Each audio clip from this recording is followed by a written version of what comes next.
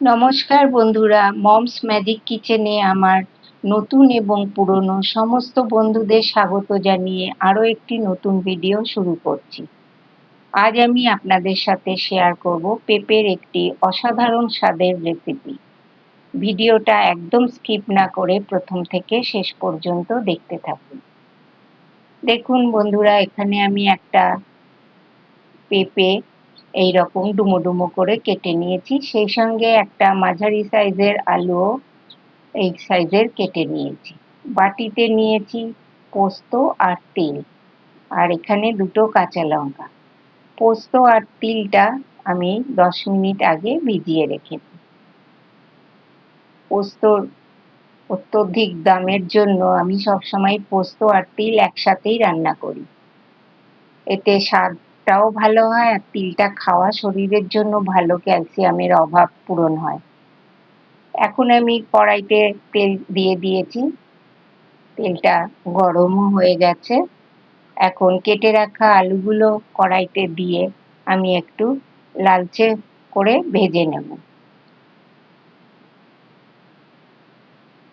সবজি একটু তেলে ভেজে নিলে সেই সবজির টেস্ট অনেক বেশি হয়। বন্ধুরা, যদি ভিডিওটা ভালো লেগে থাকে তাহলে লাইক করবেন, বন্ধু বান্ধবের সঙ্গে শেয়ার করবেন, আর যদি আমার চ্যানেলে নতুন হয়ে থাকেন তবে চ্যানেলটিকে সাবস্ক্রাইব করে আমার পাশে থাকবেন।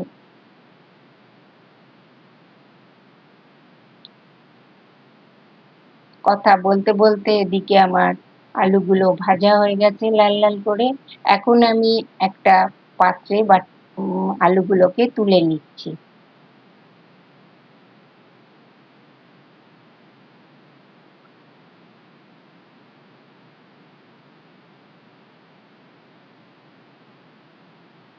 এবার ওই তেলেই আমি পেঁপেগুলোকে দিয়ে একটু ভেজে নেব।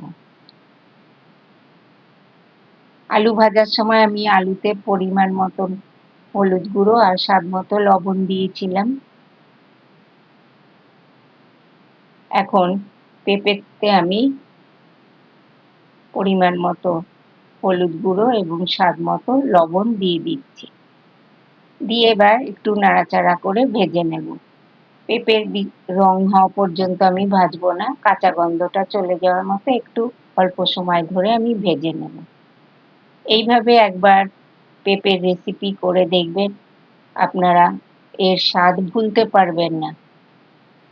মাত্র দুটো উপকরণে এত কম সময়ে একটা রেসিপি তৈরি হয়ে যাবে যে আপনারা বিশ্বাস করতে পারবেন না। এইভাবে একবার অবশ্যই বাড়িতে করে দেখবেন, গ্যারান্টি দিচ্ছি আপনারা বারবার এই রেসিপিটা করতে চাইবেন।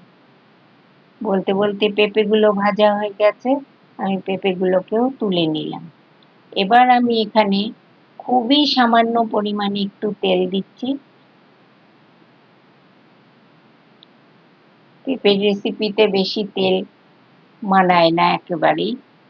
এখানে আমি ফোড়নে একটা শুকনো লঙ্কাকে ফাটিয়ে দিয়ে দিলাম, আর দেব হাফ চামচ কালো জিরে। ফোড়নটা একটু নেড়ে চেড়ে ভেজে নিচ্ছি।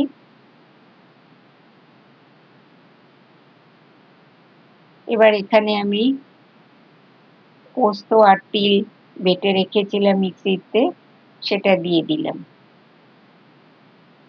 মিক্সির জারটা ধুয়ে সামান্য পরিমাণে একটু জলও দিয়ে দিলাম। এবার পোস্তটাকে একটু নাড়াচাড়া করে নেব। খুব বেশি ভাজার দরকার নেই, পোস্তটা একটু নেড়ে চেড়ে নিলেই হবে মিনিট খানেকের জন্য। এখানে আমি আন্দাজ মতো লবণ দিয়ে দিলাম, যেহেতু আমি আলু ভাজার সময়ও লবণ দিয়েছিলাম, আবার পেঁপে ভাজার সময়ও লবণ দিয়েছিলাম, সেই আন্দাজ করেই লবণটা দিতে হবে। এবার ভেজে রাখা আলু আর পেঁপেগুলো দিয়ে দিলাম, দিয়ে একটু নেড়ে চেড়ে নেব। এই পদ্ধতিতে পেঁপের রেসিপিটা করে দেখবেন, ভাত বা রুটি পরোটা যার সঙ্গেই খাবেন না কেন অসাধারণ লাগবে। কিন্তু করতেও মাত্র 10 মিনিট সময় লাগবে, উপকরণও মাত্র 2টি জিনিসেই হয়ে যাচ্ছে।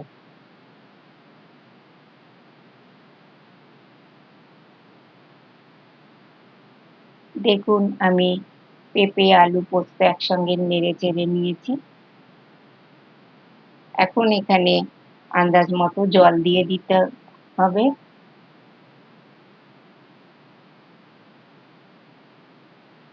জলটা দিয়ে আবার ভালো করে সমস্ত সবজি মশলা একসাথে মিশিয়ে নিচ্ছি। এবার একটা ঢাকনা চাপা দিয়ে আমি সবজিগুলো সেদ্ধ হতে দেব।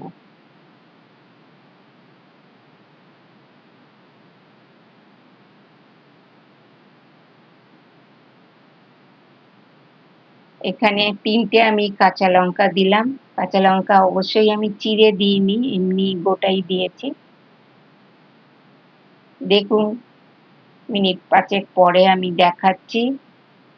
খুব ভালো করে আলু পেঁপে চেক করে নিয়েছি, সেদ্ধ হয়ে গেছে। সমস্ত একটু নেড়ে চেড়ে মিশিয়ে নিলাম। এখানে আমি দিয়ে দিচ্ছি 1 চামচ চিনি। এটা গুঁড়ো চিনি, আমি কেক বানিয়েছিলাম, সেখানে অনেকটা গুঁড়ো চিনি বেঁচে গিয়েছিল, সেখান থেকেই দিলাম একটুখানি। ব্যাস, এখানেই আমার রেসিপি কমপ্লিট।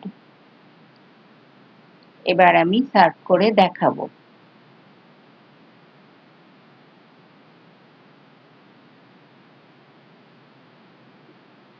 আজ এইখানেই তাহলে শেষ করছি। আরো অন্য ভিডিও নিয়ে খুব তাড়াতাড়ি আপনাদের কাছে হাজির হব। সেই পর্যন্ত আপনারা ভালো থাকবেন, সুস্থ থাকবেন, আর আমার চ্যানেলটিকে সাবস্ক্রাইব করে আমার পাশে থাকবেন। রেসিপিটা ভালো লেগে থাকলে লাইক, শেয়ার ও কমেন্ট করতে ভুলবেন না। ভিডিওটার শেষ পর্যন্ত থাকার জন্য অসংখ্য ধন্যবাদ।